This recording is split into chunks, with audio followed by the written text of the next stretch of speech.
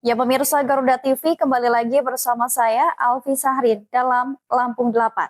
Sejumlah informasi telah kami rangkai dan siapkan sajikan untuk Anda. Inilah Lampung 8 selengkapnya.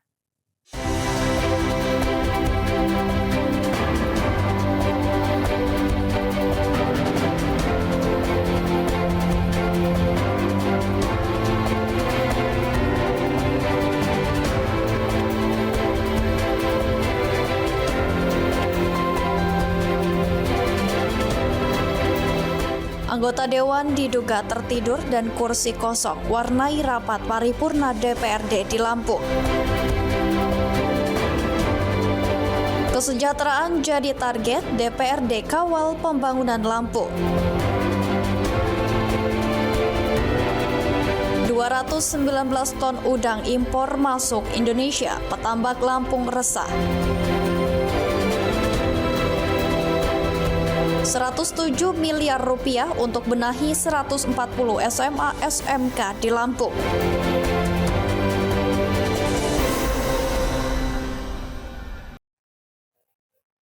Pemirsa, anggota Dewan diduga tertidur dan kursi kosong mewarnai suasana rapat paripurna DPRD di Provinsi Lampung. Kali ini terjadi di Kabupaten Pringsewu. Dalam rapat paripurna istimewa DPRD Pringsewu, dengan agenda mendengarkan pidato Presiden dalam rangka Hari Ulang Tahun ke-81 Republik Indonesia pada Jumat 14 Agustus 2026. Selain banyak kursi kosong, juga terlihat ada salah satu anggota Dewan diduga tertidur. Anggota DPRD Pringsewu yang diduga tertidur saat paripurna itu adalah Rizal Agusti dari fraksi Nasdem. Namun Rizal membantah dirinya tertidur saat paripurna, melainkan sedang mendengarkan voice note. Sementara Sekretaris DPRD Pringsewu Ahmad Fadoli mengaku tidak tahu persis jumlah kursi kosong saat paripurna akibat adanya anggota Dewan yang berhalangan hadir. Sementara itu, rapat paripurna mendengarkan pidato kenegaraan Presiden Republik Indonesia Prabowo Subianto dalam rangka Hari Ulang Tahun Kemerdekaan Republik Indonesia ke-81. DPRD Lampung Selatan juga diwarnai banyaknya anggota Dewan yang tak hadir. Dari jumlah anggota Dewan 50 orang, paripurna hanya terdiri 31 anggota, 19 anggota Dewan lainnya tidak hadir. Paripurna digelar dengan mengikuti penyampaian pidato kenegaraan Presiden Republik Indonesia Prabowo Subianto melalui media elektronik. Rapat paripurna turut dihadiri Bupati dan Wakil Bupati Lampung Selatan, para kepala dinas dan jajaran pemerintah daerah, unsur TNI dan Polri, serta tokoh masyarakat. Melalui rapat paripurna ini, jajaran DPRD dan pemerintah Kabupaten Lampung Selatan bersama unsur Forkopimda dan tokoh masyarakat menyimak pesan kenegaraan Presiden Republik Indonesia. Pidato kenegaraan menjadi bagian dari rangkaian peringatan Hari Ulang Tahun ke-81 Kemerdekaan Republik Indonesia, sekaligus menjadi momentum untuk memperkuat semangat persatuan, gotong royong, dan komitmen membangun Indonesia. Dari Pringsewu dan Lampung Selatan, Haryat Friansyah, Garuda TV, melaporkan. Sementara itu, pemirsa, pasca rapat paripurna istimewa mendengarkan pidato kenegaraan Presiden Republik Indonesia pada Jumat 14 Agustus 2026, Ketua DPRD Provinsi Lampung Ahmad Giri Akbar menyampaikan sejumlah target pembangunan yang harus terus dikawal untuk meningkatkan kesejahteraan masyarakat. Ketua DPRD Provinsi Lampung Ahmad Giri Akbar menyebut capaian pemerintahan nasional yang disampaikan dalam pidato kenegaraan menjadi gambaran arah pembangunan ke depan. Namun menurutnya pembangunan di tingkat daerah juga harus terus dikawal agar dampaknya benar-benar dirasakan masyarakat. Sejumlah target menjadi perhatian, diantaranya meningkatkan pertumbuhan ekonomi, menurunkan angka kemiskinan, menekan Gini ratio, serta meningkatkan nilai tukar petani. Ahmad Giri menegaskan pembangunan dan pengelolaan sumber daya alam harus diarahkan sebesar-besarnya untuk kemakmuran rakyat, sesuai amanat pasal 33 ayat 1, 2, dan 3 Undang-Undang Dasar 1945. Hari ini merupakan paripurna yang agenda utamanya adalah pidato kenegaraan Presiden Republik Indonesia yang tadi Pak Presiden sudah memaparkan capaian-capaian yang sudah dihasilkan selama 2 tahun pemerintahan Presiden Prabowo dan beberapa wapres Gibran Rakabuming Raka. Nah, memang tadi kita agendanya tunggal, namun di dalam penutupan rapat paripurna juga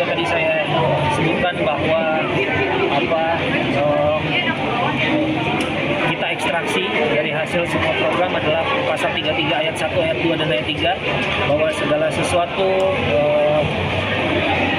bumi, air, dan isinya digunakan sebesar-besarnya untuk kemakmuran masyarakat.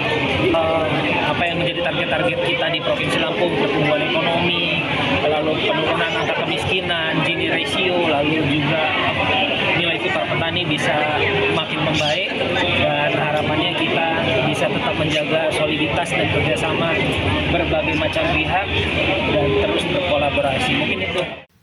Sementara itu, dalam rangkaian peringatan Hari Ulang Tahun ke-81 Kemerdekaan Republik Indonesia, pemerintah Provinsi Lampung akan melaksanakan upacara kemerdekaan pada 17 Agustus di lapangan Korpri.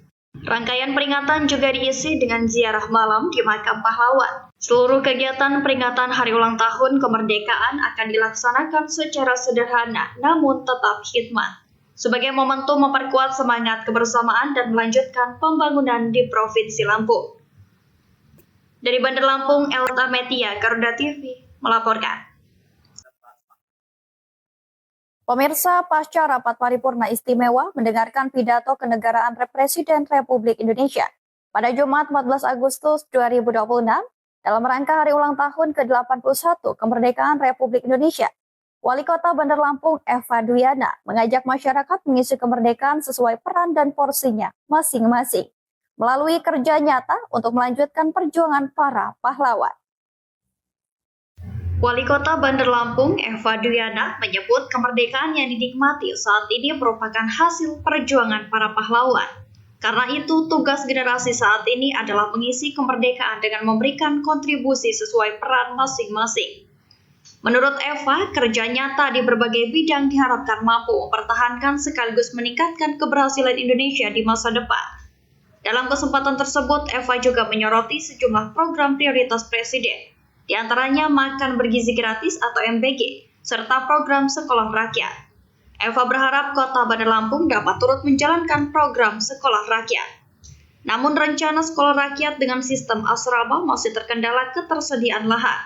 Pemkot Bandar Lampung menyebut program tersebut membutuhkan lahan minimal 7 hektar. Keterbatasan lahan menjadi tantangan, mengingat Bandar Lampung tidak memiliki lahan yang cukup luas untuk membangun sekolah rakyat model asrama. Meski demikian, Pemkot Bandar Lampung menegaskan telah menjalankan semangat yang sama melalui program Billing atau beasiswa lintas jenjang. Program Billing saat ini telah berjalan untuk jenjang SD dan SMP. Para siswa penerima program mendapatkan sejumlah fasilitas, mulai dari tas gratis, 2 setel seragam, hingga 2 pasang sepatu. Alhamdulillah, pejuang sudah memberikan kemerdekaan luar biasa. Tinggal kita ini yang mengisi semua porsinya masing-masing. Harapan kita dengan kita mengisi perjuangan kita porsinya masing-masing, kita yakin bahwa keberhasilan Indonesia yang sekarang ini sudah luar biasa, depan makin luar biasa. Eva menegaskan sekolah rakyat model asrama masih menjadi harapan Pemkot Bandar Lampung. Meski terkendala lahan, upaya untuk menghadirkan program pendidikan serupa akan terus dilakukan. Semangat mengisi kemerdekaan di Bandar Lampung terus diwujudkan melalui program pendidikan. Billing SD dan SMP telah berjalan dengan berbagai fasilitas, sementara sekolah rakyat model asrama masih diupayakan di tengah keterbatasan lahan. Dari Bandar Lampung, Elta Metia, Garuda TV, melaporkan. Pemirsa, tingkat pengangguran terbuka atau TPT di Provinsi Lampung naik tipis 0,02% menjadi 3,97%. Kondisi ini menjadi perhatian karena tingkat pengangguran lulusan perguruan tinggi tercatat lebih tinggi dibandingkan jenjang pendidikan lainnya. Disnaker Lampung pun menggenjot pelatihan, vokasi, dan program magang untuk mempercepat penyerapan tenaga kerja. Data Badan Pusat Statistik atau BPS per 6 Agustus 2026 menunjukkan tingkat pengangguran terbuka di Provinsi Lampung naik tipis dari 3,95% pada Februari menjadi 3,97%. Meski kenaikannya tipis, tingkat partisipasi angkatan kerja juga meningkat, menunjukkan semakin banyak penduduk usia produktif yang masuk ke pasar kerja. Disnaker Provinsi Lampung menyebut sekitar 35.000 tenaga kerja telah terserap di berbagai sektor industri, namun pengangguran di kalangan lulusan perguruan tinggi masih menjadi perhatian. Kepala Disnaker Lampung Agus Nompitu menyebut TPT lulusan perguruan tinggi mencapai 7,97%. Kondisi ini dinilai dipengaruhi kesenjangan antara kompetensi lulusan dengan kebutuhan dunia usaha dan dunia industri, serta terbatasnya lapangan kerja yang sesuai. Terlihat memang dalam tabel yang dipublish oleh BPS bahwa tingkat pengangguran terbuka untuk mereka yang pendidikan tinggi juga terjadi peningkatan tuh. Kalau tidak salah di angka 7,97%. Angka itu lebih tinggi bahkan dari pengangguran pendidikan SMK ataupun SMA, ya, apalagi dengan pendidikan yang di bawahnya, ya, seperti SMP maupun juga pendidikan sekolah dasar. Untuk menekan angka tersebut, Pemprov Lampung menggenjot pelatihan vokasi, termasuk melalui skema Mobile Training Unit atau MTU yang menjangkau masyarakat di sejumlah wilayah. Disnaker Lampung juga berkolaborasi dalam program Tailor Made Training atau TMT dengan target nasional 270.000 peserta. Khusus Lampung, program ini menyiapkan kuota sekitar 3 hingga 5.000 peserta dan berlangsung mulai Agustus hingga Desember 2026. Selain pelatihan, program magang Kementerian Ketenagakerjaan juga diakselerasi. Ribuan peserta dari Lampung dinyatakan lolos pada Kick-Off Nasional Angkatan Kedua Batch Pertama tahun 2026 dan ditempatkan di instansi pemerintah serta perusahaan mitra. Berdasarkan evaluasi Disnaker Lampung, penyerapan tenaga kerja setelah magang selama 5 hingga 6 bulan mencapai sekitar 70%. Dan ditargetkan dapat meningkat hingga seluruh peserta direkrut perusahaan. Dari Bandar Lampung, Verza Amelia, Garuda TV, melaporkan. Informasi lainnya pemirsa, Universitas Lampung resmi membuka pendaftaran bakal calon rektor atau Bacarek untuk periode 2027 hingga 2031. Namun hingga Jumat siang 14 Agustus 2026, belum ada satupun Bacarek yang mendaftarkan diri ke panitia. Pendaftaran bakal calon rektor Universitas Lampung untuk periode 2027 hingga 2031 resmi dibuka mulai Jumat 14 Agustus 2026.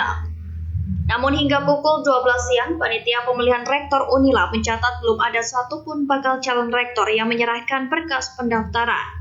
Ketua Panitia Pemilihan Rektor Unila, Profesor Dr. Muhammad Akif, mengatakan panitia masih menunggu para akademisi yang berminat untuk mengikuti proses pemilihan. Pendaftaran Bacarek dijadwalkan berlangsung hingga 4 September 2026. Para akademisi yang memenuhi persyaratan dapat mengunduh berkas dan formulir pendaftaran melalui laman resmi Pilrek Unila. Pendaftaran dan penyerahan berkas fisik wajib dilakukan langsung oleh bakal calon dan tidak dapat diwakilkan. Panitia telah menyiapkan sejumlah dokumen administrasi, mulai dari formulir pendaftaran, fakta integritas, rekam jejak pengalaman manajerial, hingga pernyataan bebas hukuman disiplin dan plagiarisme. Setelah masa pendaftaran, bakal calon akan menjalani pemeriksaan kesehatan jasmani dan rohani, serta tes bebas narkotika. Selanjutnya, panitia akan melakukan seleksi administrasi sebelum masuk ke tahap penyaringan oleh Senat Unila. Dalam tahap penyaringan, para calon akan menyampaikan visi, misi, dan program kerja di hadapan Sivitas Akademika. Hingga akhirnya Senat menetapkan 3 nama calon rektor. 3 nama tersebut kemudian dikirimkan ke Kementerian Pendidikan Tinggi, Sains, dan Teknologi untuk memasuki tahap pemilihan.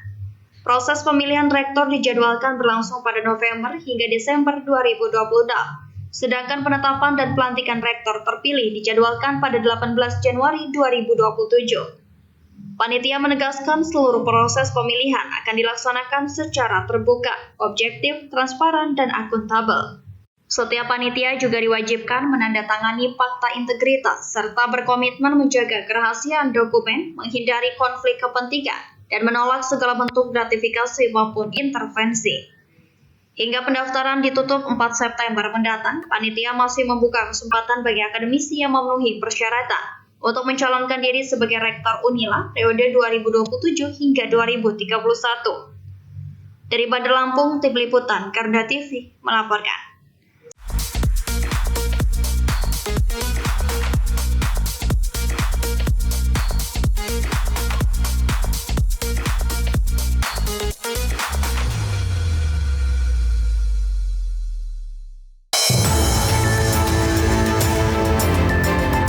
Peristiwa apa saja yang menjadi sorotan di tanah air dan mancanegara? Saya Tisano Feni, inilah Laporan 8 Update. Kita lihat nanti ya diumumkannya sebagai apa. Memang sudah ada pembicaraan sudah ada. Bersama fakta yang aktual, menghadirkan informasi terkini untuk Anda. Laporan 8 Update setiap hari pukul 3 sore hanya di Garuda TV.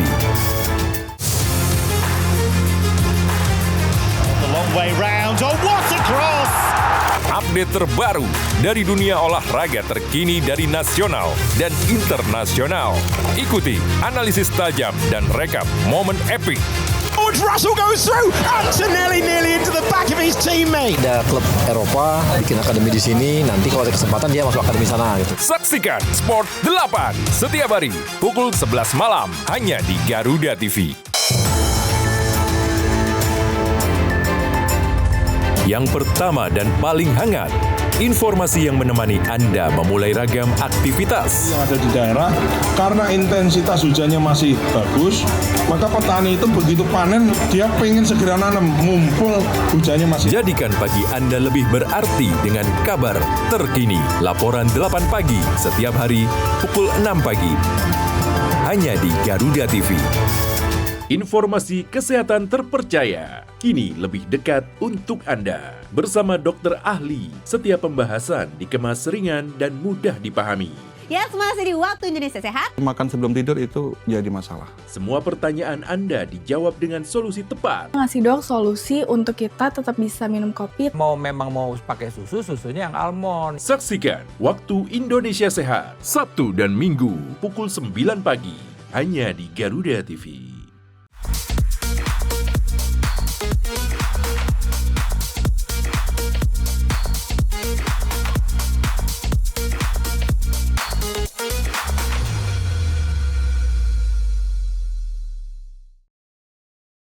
Ya pemirsa, sebanyak 219 ton udang tercatat masuk ke Indonesia pada Mei dan Juni 2026. Data tersebut memicu keberatan petambak udang karena sebagian komoditas impor merupakan jenis Faname yang juga diproduksi petambak dalam negeri. Data Badan Pusat Statistik atau BPS yang dibahas bersama pemerintah pada 12 Agustus 2026 mencatat sedikitnya 219 ton udang masuk ke Indonesia. Sebanyak 99 ton berasal dari Argentina dan masuk melalui pelabuhan Batu Umpar, Kepulauan Riau. Sementara 120 ton lainnya berasal dari Ekuador melalui pelabuhan Tanjung Perak, Jawa Timur. Komoditas tersebut tercatat menggunakan HS Code 03061729 yang mencakup udang Faname beku. Dari penelusuran lebih lanjut, udang asal Argentina diketahui merupakan jenis udang pink, sedangkan udang asal Ekuador merupakan udang Faname, jenis yang juga banyak dibudidayakan petambak Indonesia. Kondisi ini mendapat penolakan dari petambak udang. Ari Suharso, petambak asal Rawajitu Timur, Kabupaten Tulang Bawang, sekaligus pengurus DPP Kesatuan Nelayan Tradisional Indonesia atau KNTI, menilai masuknya udang konsumsi impor berpotensi menekan harga dan pasar udang lokal. Petambak sudah menghadapi tingginya biaya produksi, sementara ketika udang mencapai ukuran panen, petambak tidak dapat menunda penjualan terlalu lama. Masuknya tambahan pasokan dari luar negeri dikhawatirkan semakin melemahkan posisi tawar petambak dan menekan harga di tingkat produksi. Ari meminta pemerintah menelusuri secara transparan asal-usul, tujuan, serta penggunaan udang impor yang telah masuk ke Indonesia. Pemerintah juga diminta memastikan tidak terjadi kebocoran ke pasar domestik apabila impor dilakukan melalui fasilitas perdagangan tertentu. Petambak menegaskan persoalan impor bukan penolakan terhadap perdagangan internasional, melainkan meminta pemerintah memastikan produk udang dalam negeri yang memiliki pasar dan harga yang layak. Dari Tulang Bawang, Tim Liputan Garuda TV melaporkan. Informasi lainnya pemirsa, pemerintah Provinsi Lampung terus memperbaiki sarana dan prasarana pendidikan. Tahun ini sebanyak 140 SMA dan SMK menjalani rehabilitasi dan pembangunan fasilitas dengan dukungan anggaran APBN sebesar 107 miliar rupiah. Perbaikan juga menyasar sekolah di wilayah tertinggal, terdepan, dan terluar atau 3T. Pemerintah Provinsi Lampung melalui Dinas Pendidikan dan Kebudayaan terus menggenjot pembenahan infrastruktur sekolah. Tahun ini sebanyak 140 SMA dan SMK mendapat program rehabilitasi dan pembangunan fasilitas. Jumlah tersebut sedikit meningkat dibandingkan tahun sebelumnya, yang mencapai 139 sekolah. Kepala Dinas Pendidikan dan Kebudayaan Provinsi Lampung, Thomas Ameriko, menyebut proses perbaikan saat ini tengah berjalan. Pembenahan meliputi sejumlah fasilitas pendukung kegiatan belajar mengajar, mulai dari rehabilitasi toilet dan sanitasi, perbaikan perpustakaan dan laboratorium, hingga pembangunan ruang kelas baru. Penambahan ruang kelas disesuaikan dengan kondisi dan ketersediaan lahan, serta daya tampung masing-masing sekolah. Rata-rata setiap sekolah mendapat tambahan 2 hingga 3 ruang kelas. Dan fokusnya memang dari 140 itu sebagian di daerah tertinggal. Di daerah 3T yang kita juga fokuskan untuk dilakukan perbaikan. Jangan hanya di kota-kota besar, tetapi juga di daerah terpencil khususnya di 3T juga menjadi fokus kita untuk segera diperbaiki. Mungkin itu. Total anggaran program perbaikan infrastruktur pendidikan ini mencapai 107 miliar rupiah yang bersumber dari APBN. Pemprov Lampung menegaskan pemerataan sarana pendidikan menjadi perhatian utama. Sekolah-sekolah di wilayah 3T juga menjadi prioritas agar tidak terjadi kesenjangan fasilitas antar wilayah. Dengan perbaikan ini, pemerintah berharap seluruh siswa SMA dan SMK di Lampung dapat menikmati fasilitas pendidikan yang lebih layak, aman, dan nyaman. Dari Bandar Lampung, Verza Amelia, Garuda TV, melaporkan. Pemirsa, seorang petugas keamanan perusahaan sawit di Kabupaten Waikanan, Lampung, tewas setelah terlibat cekcok dengan seorang pria di areal perkebunan. Korban mengalami luka bacokan dan meninggal dunia di lokasi kejadian. Peristiwa berdarah ini terjadi di Kampung Sungsang, Kecamatan Negeri Agung, Kabupaten Waikanan pada Kamis sore. Korban yang merupakan petugas keamanan perusahaan sawit diduga memergoki seorang pria yang dicurigai hendak mencuri buah sawit di areal perkebunan. Keduanya kemudian terlibat cekcok. Situasi memanas hingga berujung penganiayaan menggunakan senjata tajam.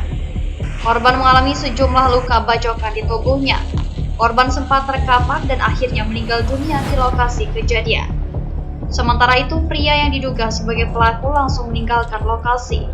Kabid Humas Polda Lampung, Komisaris Besar Polisi Yuni Iswandari, membenarkan peristiwa penganiayaan yang menyebabkan korban meninggal dunia.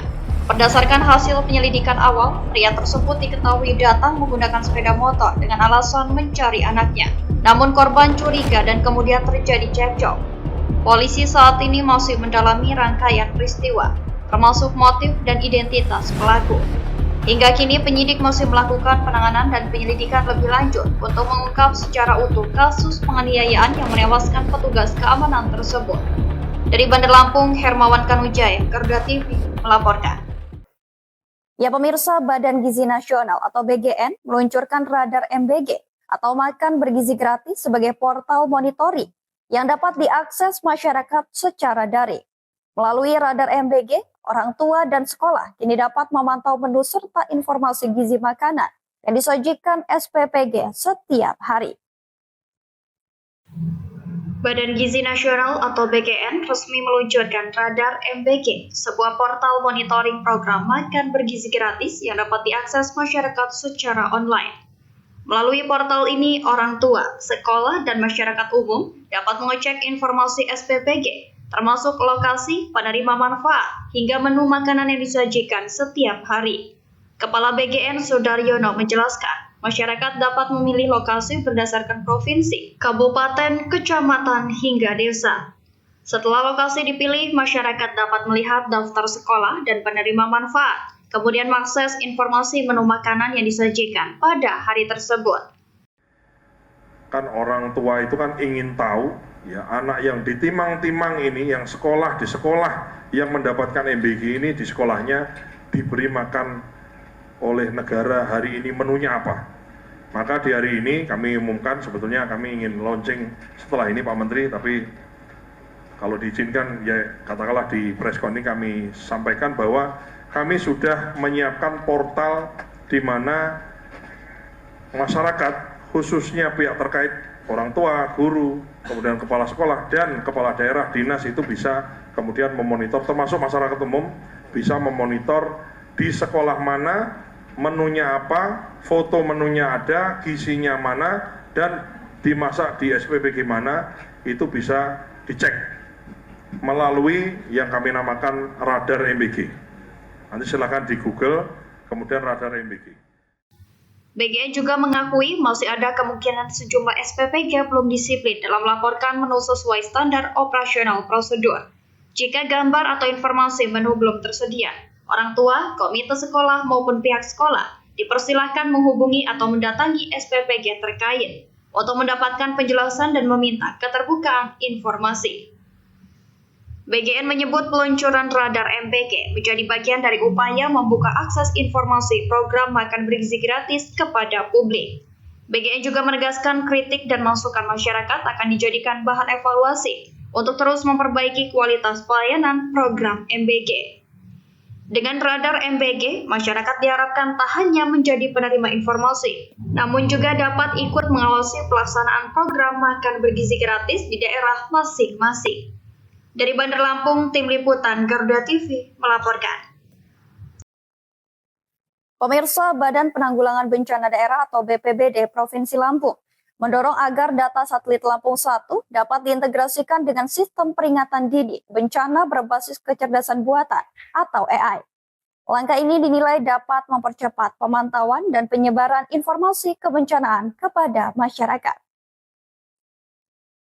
BPBD Provinsi Lampung berharap data satelit Lampung 1 dapat diakses melalui terminal maupun Application Programming Interface atau API.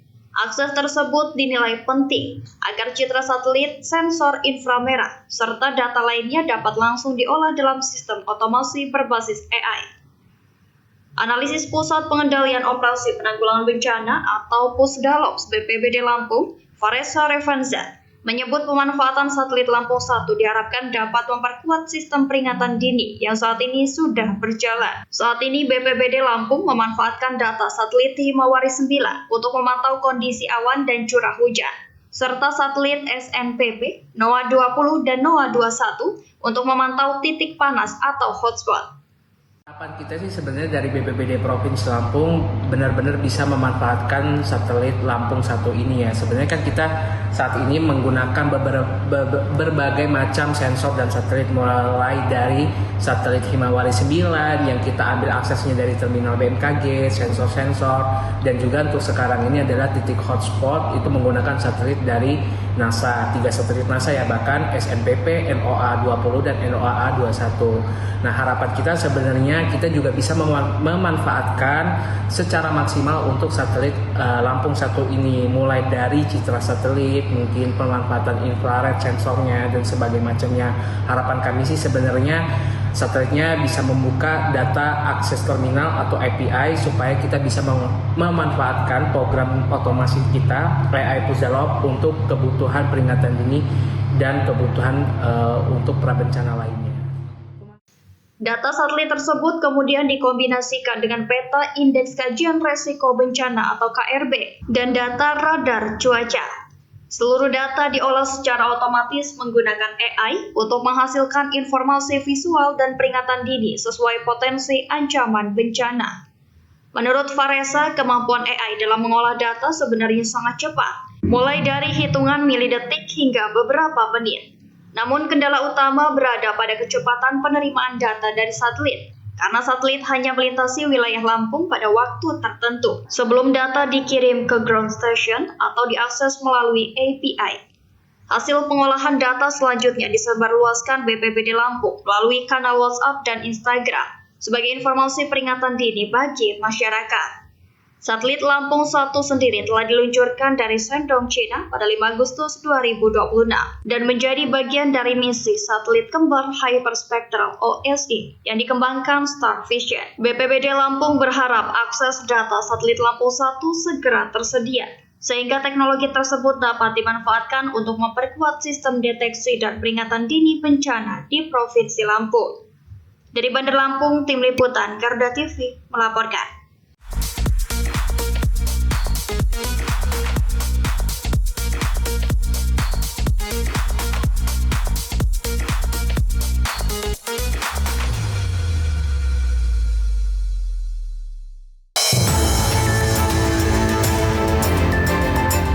perkembangan informasi paling aktual. Anak kecil teriak-teriak kebakaran, saya tengok terusan pintunya. Peristiwa yang terjadi setiap saat disajikan untuk Anda. Lingkungan hidup ini, maka saya yakin dan aparat di Kementerian Lingkungan Hidup akan bisa. Laporan 8 siang, setiap hari pukul 12 siang, hanya di Garuda TV.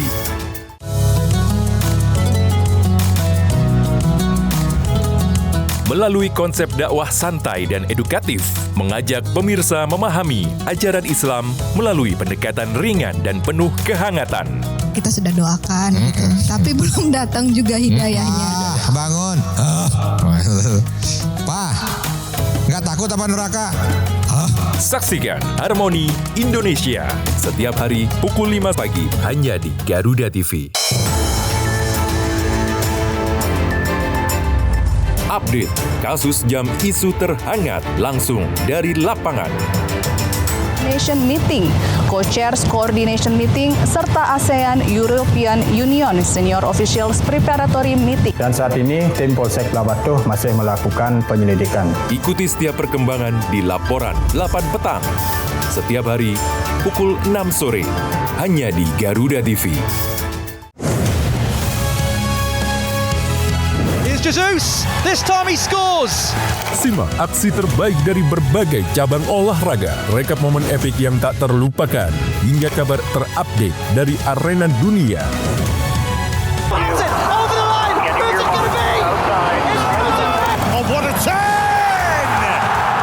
Saksikan Sport 8 Update Senin sampai Jumat pukul 2 siang hanya di Garuda TV.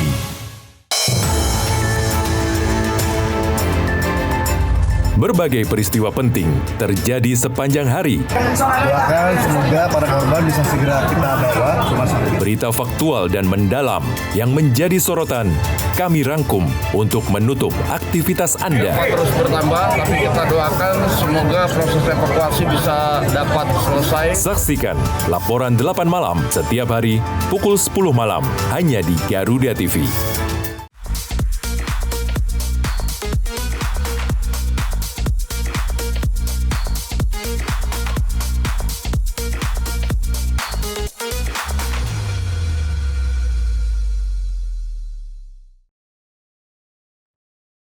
Ya, pemirsa mengaku menjadi korban begal, seorang remaja asal Jati Agung, Lampung Selatan, justru harus berurusan dengan polisi setelah membuat laporan palsu. Aksi tersebut dilakukan karena uang hasil menggadai sepeda motor digunakan untuk bermain judi online. Aksi ini terbongkar setelah polisi memeriksa sejumlah rekaman CCTV dan menemukan kejanggalan dalam laporan tersebut. Mengaku sebagai korban begal, MLC, warga desa Karangsari, Kecamatan Jati Agung, Lampung Selatan, malah diamankan petugas kepolisian. Unit Reskrim Polsek Jati Agung bersama TK 308 Polres Lampung Selatan langsung melakukan penyelidikan setelah menerima laporan dugaan pembegalan. Polisi kemudian menyisir sejumlah rekaman CCTV untuk memastikan kebenaran peristiwa yang dilaporkan. Dari hasil penyelidikan, keterangan saksi dan fakta di lapangan, petugas menemukan sejumlah kejanggalan. Setelah diinterogasi, MSY akhirnya mengaku bahwa dirinya tidak menjadi korban begal. Sepeda motor yang sebelumnya diklaim dirampas ternyata digadaikan sendiri oleh pelaku dengan nilai 2 juta rupiah. Uang hasil gadai motor tersebut kemudian digunakan untuk bermain judi online. Modus operandinya, pelaku yang datang ke kantor polisi, polsek, dia melaporkan bahwa dia menjadi korban curas, mulai korban pencurian dengan kekerasan, yaitu dengan kerugian motor. Dia datang sebagai korban daripada curas. Setelah dilaksanakan rangkaian penyelidikan, ternyata apa yang dilaporkan itu tidak benar terjadi, atau laporannya adalah laporan palsu. Dari kasus ini, polisi mengamankan sejumlah barang bukti, diantaranya 1 unit sepeda motor, pakaian yang digunakan saat membuat skenario, serta rekaman CCTV. Atas perbuatannya, FSY dijerat pasal 361 Undang-Undang Nomor 1 Tahun 2023 tentang KUHP terkait laporan atau pengaduan palsu. Ancamannya pidana penjara maksimal 1 tahun. Dari Lampung Selatan, Hari Adriansyah, Garuda TV melaporkan. Pemirsa, Majelis Hakim menyoroti penggunaan akun suami oleh terdakwa perempuan yang berstatus sebagai agen BRI. Hal ini terungkap dalam sidang perkara dugaan korupsi penyaluran kredit cepat atau KCBRI Unit Pasar Tugu dan Kopra BRI Unit Kedaton tahun 2023 hingga 2024. Sidang lanjutan perkara dugaan korupsi penyaluran kredit BRI digelar di Pengadilan Negeri Tipikor Tanjung Karang. Dalam sidang dengan agenda pembuktian, Majelis Hakim yang diketuai Nugraha Medika Prakasa mempertanyakan penggunaan akun milik suami oleh terdakwa sekaligus saksi Indah Susan Anggreni. Hakim mempertanyakan alasan Indah yang merupakan perempuan namun menggunakan akun dengan identitas laki-laki saat menjalankan aktivitas sebagai agen. Menjawab pertanyaan tersebut, Indah mengaku penggunaan akun suaminya diperbolehkan, namun ia mengaku tidak mengetahui mekanisme absensi dalam kegiatan agen. Indah juga menyebut dirinya pernah hadir dalam kegiatan sosialisasi bersama sekitar 50 agen lainnya. Tak hanya Indah, dua terdakwa lainnya, Dewi Pracita dan Esther Aprianti Gunawan, juga disebut menggunakan akun milik anggota keluarga. Saat dicecar jaksa penuntut umum, ketiga terdakwa mengaku tidak memiliki jabatan di BRI. Mereka menyebut statusnya sebagai agen yang bertugas mencari nasabah. Para nasabah yang dicari disebut merupakan nasabah lama. Dalam perkara ini, Majelis Hakim membacakan identitas 8 terdakwa, yakni Esther Aprianti Gunawan, Destian Tony, Sahyono, Devi Prastija, Febriano Hamarhadi, Susan Anggraini, Nova Sintia Dewi, dan Rahmawati.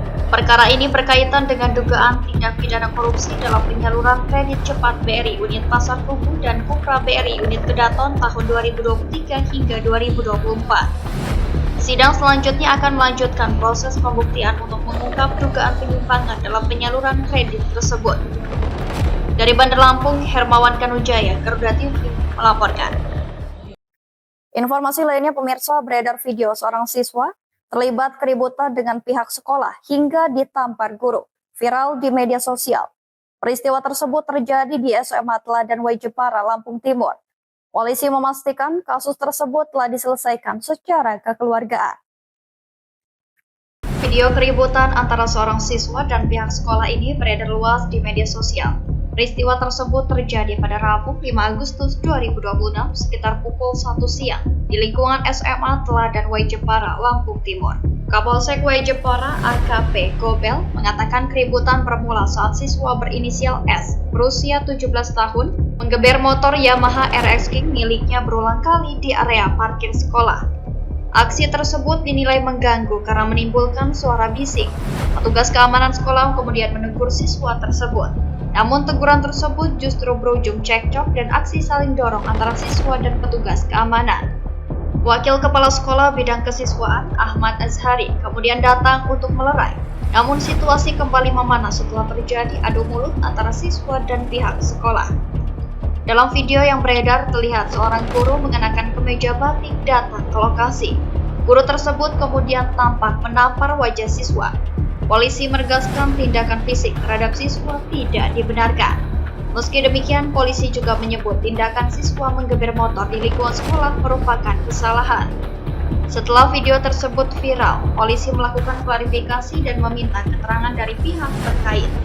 Polisi menyebut permasalahan tersebut telah diselesaikan melalui mediasi antara keluarga siswa dan pihak sekolah. Mediasi digelar pada Minggu 9 Agustus 2026 di kediaman siswa. Kedua pihak sepakat berdamai dan menuangkan kesepakatan dalam surat pernyataan. Keluarga siswa juga disebut tidak berencana membawa perkara tersebut ke ranah hukum. Polisi memastikan kasus yang sempat viral di media sosial tersebut kini telah diselesaikan secara kekeluargaan. Dari Lampung Timur, Mandra dan Jaka, Garuda TV melaporkan. Ya pemirsa, mengantisipasi ancaman kebakaran hutan dan lahan atau Karhutla, Polres Waikanan bersama TNI dan pemerintah Kabupaten Waikanan menggelar apel gabungan kesiapsiagaan. Personil dan peralatan penanggulangan bencana dipastikan siap dikerahkan sewaktu-waktu. perhatian kepada petugas pemadam kebakaran Kabupaten Waikanan. Mengantisipasi potensi kebakaran hutan dan lahan, Polres Waikanan bersama TNI, pemerintah kabupaten dan sejumlah unsur terkait menggelar apel gabungan kesiapsiagaan Karhutla tahun 2026. Apel digelar Jumat pagi 14 Agustus 2026 di halaman Mako Polres Waikanan. Apel dipimpin Bupati Waikanan Ayu Asalasia bersama Kapolres Waikanan AKBP Ramadona dan Dandim 0427 Waikanan Letkol Arm Sigit Windarto. Sejumlah unsur Forkopimda turut hadir termasuk BPBD, Satpol PP, TNI, Polri, petugas pemadam kebakaran hingga relawan. Dalam kegiatan ini, para pimpinan langsung melakukan pengecekan kesiapan personil dan pasukan gabungan untuk memastikan seluruh unsur siap diterjunkan jika terjadi karhutla. Bupati Waikanan Ayu Asalasia menyebut wilayah Waikanan memiliki kawasan hutan yang luas sehingga potensi karhutla perlu diantisipasi, terutama saat musim kemarau. Karhutla tidak hanya dapat merusak ekosistem, tetapi juga menimbulkan kabut asap, mengganggu aktivitas masyarakat dan perekonomian, serta dapat mengancam keselamatan jiwa. Hari ini diadakan apel gelar pasukan dalam rangka kesiapsiagaan menghadapi bencana kekeringan dan kebakaran lahan di Kabupaten Waikanan. Jadi seluruhnya dikumpulkan Forkopimda, ada sinergi dan kolaborasi bekerjasama di dalam menghadapi kedepannya bencana-bencana yang akan terjadi. Selesai apel, jajaran Forkopimda kemudian memeriksa kondisi peralatan penanggulangan bencana, termasuk perlengkapan Search and Rescue atau SAR. Pemeriksaan dilakukan untuk memastikan armada, peralatan, dan personil dalam kondisi siap, sehingga dapat segera digerakkan saat dibutuhkan. Melalui apel gabungan ini, Polres Waikanan, TNI, dan Pemkab Waikanan menegaskan komitmen memperkuat sinergitas dalam upaya pencegahan dan penanganan karhutla. Kegiatan kemudian diakhiri dengan foto bersama sebagai bentuk penguatan kerjasama antar instansi. Dari Waikanan, M. Fikri dan Firman, Garuda TV melaporkan. Pemirsa, pemerintah Kabupaten Lampung Selatan menggelar acara pisah sambut Kepala Kejaksaan Negeri dan perkenalan Kapolres Lampung Selatan yang baru sebagai bagian dari penguatan sinergi antar lembaga dalam menjaga stabilitas daerah dan mendukung pembangunan. Acara di kantor Bupati Lampung Selatan pada Kamis malam 13 Agustus 2026 itu menandai berakhirnya masa tugas Kajari Lampung Selatan Suci Wijayanti, sekaligus menyambut Kajari baru Ibnu Firman Idi Amin. Pada kesempatan yang sama, Pemkab Lampung Selatan juga menyambut AKBP Dedi Kurniawan sebagai Kapolres Lampung Selatan yang baru, menggantikan AKBP Tony Kasmiri. Bupati Lampung Selatan Radityo Egi Pratama hadir bersama Wakil Bupati M. Syaiful Anwar, jajaran Forkopimda, Sekretaris Daerah beserta para pejabat utama dan Kepala Perangkat Daerah serta Kepala Instansi Vertikal. Suasana berlangsung hangat ketika Suci Wijayanti menyampaikan pesan perpisahan setelah menjalankan tugas selama 1 tahun 16 hari di Lampung Selatan. Suci mengapresiasi dukungan dan kerjasama yang terbangun bersama Pemkab Lampung Selatan serta jajaran Forkopimda selama masa pengabdiannya. Sementara itu, Kajari Lampung Selatan yang baru, Ibnu Firman Idi Amin, menegaskan komitmennya untuk melanjutkan berbagai hal positif yang telah dilakukan pejabat sebelumnya, sekaligus meningkatkan kinerja penegakan hukum di Lampung Selatan. Ia mengatakan pendekatan humanis akan tetap menjadi bagian penting dalam pelaksanaan tugas kejaksaan, dengan tetap menempatkan keadilan sebagai tujuan utama dari penegakan hukum. Bupati Egi menyampaikan penghargaan atas dedikasi Suci Wijayanti selama menjalankan tugas di Lampung Selatan. Di saat yang sama, Bupati Egi menyambut kehadiran Kajari baru dan berharap sinergi yang telah terbangun dapat terus dilanjutkan dan diperkuat. Pada kesempatan yang sama, AKBP Dedi Kurniawan secara resmi memperkenalkan diri sebagai Kapolres Lampung Selatan yang baru di hadapan jajaran pemerintah daerah dan Forkopimda. Dedi turut menceritakan perjalanan karirnya, mulai menjalankan penugasan di lingkungan Akpol, Polda Metro Jaya sebagai Kasat Samapta, hingga menjalani penugasan di Bareskrim Polri. Bupati Egi menegaskan bahwa pergantian pejabat di jajaran Forkopimda merupakan bagian dari dinamika organisasi dan penugasan. Karena itu, ia berharap pergantian tersebut tidak mengurangi soliditas hubungan antar lembaga yang selama ini telah terbangun. Menurutnya, kolaborasi, komunikasi, dan sinergitas antara pemerintah daerah, aparat penegak hukum, serta seluruh pemangku kepentingan menjadi fondasi penting untuk menjaga keamanan sekaligus mempercepat pembangunan di Lampung Selatan. Dari Lampung Selatan, Tim Liputan Garuda TV melaporkan. Ya pemirsa, informasi tadi sekaligus menjadi penutup perjumpaan kita pada hari ini. Tetap saksikan Lampung 8 dimanapun Anda berada. Saya Elvi Sarin beserta jajaran bertugas pamit undur diri. Terima kasih dan sampai jumpa.